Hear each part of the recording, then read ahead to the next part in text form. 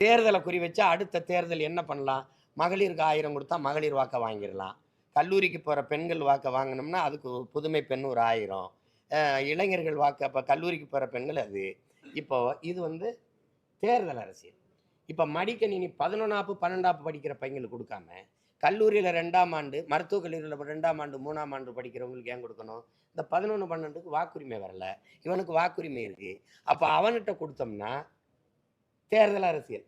அவனுக்கு நீங்க வேட்டி, சேலை, அரிசி இந்த 3000 குடுக்கல. இந்த 3000 குடுக்கல. 1000 கூட குடுக்கல.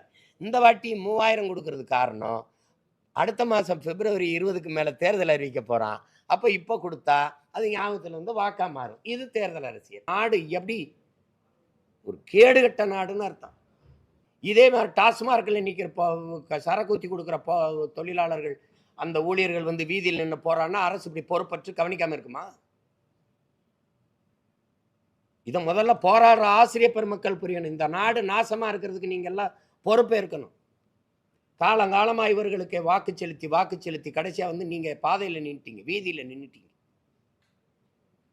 இது என்ன கொடுமை பாருங்க. அறிவை வளர்க்கிற ஆசிரியர் பெருமக்கள் வீதியில் நின்று போராடிட்டு இருக்கான். உயிரை காக்கிற அரசு மருத்துவர்கள் பெருமக்கள் வீதியில் நின்று போடுறா.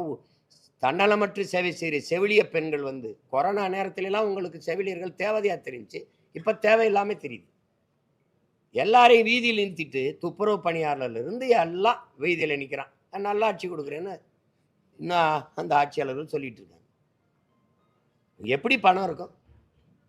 எப்படி பணம் இருக்கும்? என்ன மாதிரியான ஆட்சி? ஒரு பேருந்துல பெண்களுக்கு இலவசம். இந்த கட்சி வந்தா நாங்க வந்தா ஆண்களுக்கும் இலவசம். அப்ப என்ன ஆண் பெண் இருவருக்கும் இலவசம்னா பேருந்து இலவசமா ஓடுது. 1,00,000 கோடி கடன் இருக்கு. போக்குவரத்து துறைக்கு 1,00,000 கோடிக்கு மேல கடன் இருக்கு. இதுல அரசு இலவசமா பேருந்த ஓட்டுவேங்குது. அப்ப ஓட்டுநருக்கு காசு யார் கொடுக்கறது? நடத்துனருக்கு காசு யார் கொடுக்கறது? எரிபொருள் செலவு யார்? எரிபொருள் எந்த காசுல நிரப்புறது? புதிய பேருந்தை எப்படி வாங்குறது? இந்த பேருந்தை எப்படி பராமரிக்கிறது? யார் காசு? 10 லட்சம் கோடியை தமிழ்நாடு தொடுது. 196 லட்சம் கோடியை இந்தியா தொடுது. கடன். இப்படி யோசிங்கள. கணக்கில்லாத வரி இருக்குது. இங்க சொத்து வரி, மின்சார வரி, அப்புறம் வருமான வரி, அப்புறம் சாலை வரி, அப்புறம் ரோடு டாக்ஸ். ஒரு கார் வாங்க மோட்டர் பைக் எதுக்கான வரி. அது போக சரக்கு மற்றும் சேவை வரி, எல்லாத்துக்கும் வரி. இட்லிக்கு வரி போக இதுக்கு 196 லட்சம் கோடி கடன் எப்படி வந்துச்சு? என்ன இவ்வளவு கடனை வச்சுக்கிட்டு படிப்பிக்கிற ஆசிரியர் பாதையில் நின்று போராடி இருக்கானே, இது ஒரு ஆட்சி.